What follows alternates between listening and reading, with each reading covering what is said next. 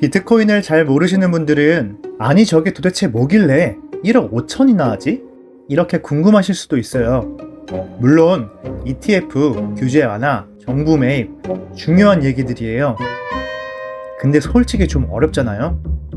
그런 얘기는 나중에 하고 오늘은 진짜 핵심, 비트코인이 왜 오를 수밖에 없는 구조인지 희소성 하나만 딱 쉽게 알려드릴게요. 비트코인 가격이 이렇게 오르는 이유 진짜 궁금하지 않으세요? 그럼 시작해볼게요. 우리가 쓰는 돈은요, 정부가 원하면 얼마든지 더 찍어낼 수 있어요. 그래서 이걸 인플레이션 화폐라고 부릅니다. 쉽게 말해 나이키 한정파 운동화 생각해보세요. 소량만 만들면 가격이 오르죠. 반대로 막 찍어내면 희소하지 않으니까 값이 막 떨어져요. 돈도 마찬가지예요. 우리나라에 원화가 10장밖에 없다가 갑자기 1000장이 생긴다고 생각해보세요. 그럼 당연히 돈의 가치가 떨어지겠죠. 게다가 정부가 찍는 돈은 발행량이 정해져 있지 않아요. 원하면 언제든 더 찍어낼 수 있죠. 이게 바로 인플레이션 화폐라는 뜻입니다. 그런데 비트코인은요, 처음부터 아예 디플레이션 화폐로 만들어졌어요.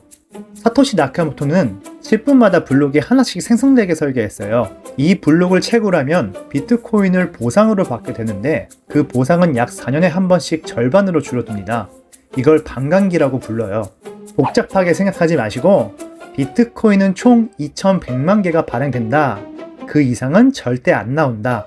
그렇게만 이해하셔도 충분합니다. 초창기에는 일반 가정용 컴퓨터로도 채굴이 가능했어요. 근데 방화기가 반복되면서 점점 어려워졌죠. 지금은 채굴하려면 고사양 컴퓨터, 전기요금, 투자 비용까지 다 감수해야 해요. 일반인은 이제 거의 접근이 어렵다는 뜻이죠.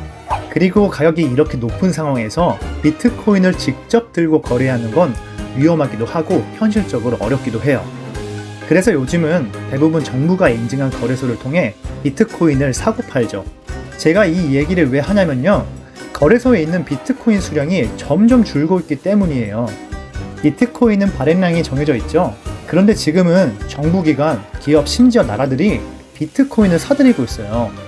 예전엔 개인들이 중심이었지만 이젠 완전히 다른 큰 손들이 등장했죠. 그래서 저는 지금이 진짜 시작이라고 생각해요. 인터넷 처음 나왔을 때 기억나세요? 이메일이나 채팅은 아는 사람만 쓰는 기술이었어요. 그런데 지금은요, 인터넷 없이 못 사는 세상이 됐죠. 비트코인도 마찬가지예요. 지금은 전 세계 인구의 약 4% 정도가 비트코인을 사용하거나 투자하고 있다고 해요. 생각보다 아직 시작 단계라는 거죠. 앞으로 더 많은 개인과 국가가 매집에 나서면 거래소에 있는 비트코인은 정말 동날 수 있어요. 얼마나 걸릴까요? 3년? 5년? 만약 그렇게 된다면 비트코인의 가격은 어떻게 될까요? 답은 여러분도 어렴풋이 느끼셨을 거예요. 어쩌면 언젠가 비트코인은 사는 것이 아니라 갖고 있는 것 자체가 특권이 되는 날이 올지도 모르겠습니다. 오늘은 비트코인 가격이 오르는 이유 중 가장 본질적인 부분을 함께 살펴봤어요. 하지만 저는 비트코인을 단순한 투자 상품이라고 생각하지 않습니다. 이 채널은 가격이 아니라 가치를 이야기하는 채널이에요. 비트코인은 누구나 살 수 있어요.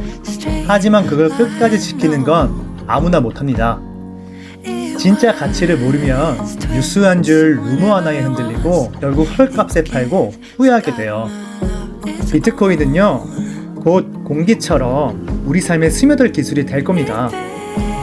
아직 잘 모르시겠다면 구독과 좋아요 눌러주시고 앞으로 올라올 시리즈 영상도 꼭 확인해주세요.